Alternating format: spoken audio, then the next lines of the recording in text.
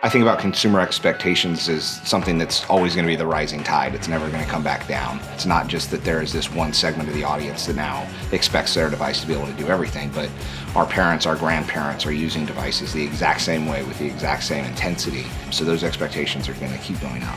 Anytime you've called your credit card company, you get onto the phone system, you provide them with the information, verify who you are, and then the individual you're speaking with realizes you need to get transferred to another department.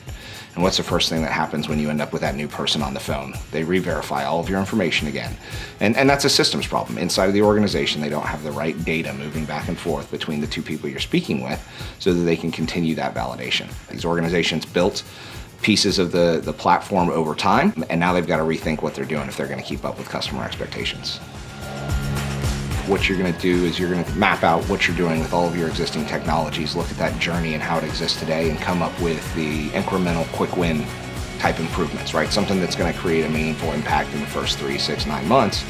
And at the same time, you're under there churning the butter and, creating that transformational change.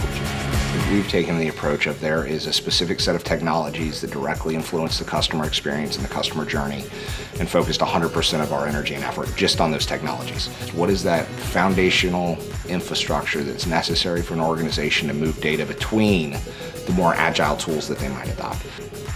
Foundational set of technologies that we're looking for inside of an organization or some kind of customer data system. Sometimes that's called a CRM, a customer data platform, or your ERP system. It's the place that houses all of your customer data. And then you start building systems out from that. The next big system that we're going to look for in an organization is going to be their content management system. What is managing, controlling, and publishing all of the content that they're putting out in the digital channel? From there, we move over and we start to think about how you're doing email and marketing automation and some of that outbound communication that becomes the next step after you get that initial conversion and the data makes its way down into the CRM system. The fourth area for kind of the fundamental set of marketing technology is really the analytics. So looking across those 3 tools and being able to see the results of what you're doing. You've got those 4 tools in place, you can build on top of that in an infinite number of ways and be successful. And the right set of foundational tools allow them to quickly test and eliminate those tools that aren't going to work out for them. The wrong set of foundational tools, and they're just going to create additional data silos and new technology debt that they've got to deal with. And then you move into the more kind of shiny object marketing of, XYZ tool that you found or, the big idea that you had.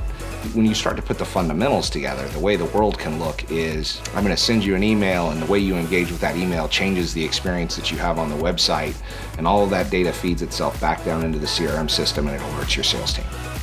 All right, here's what Chris just did, here's why you should reach out to him today, and here's the messaging that he's going to get from us tomorrow, regardless of what you do.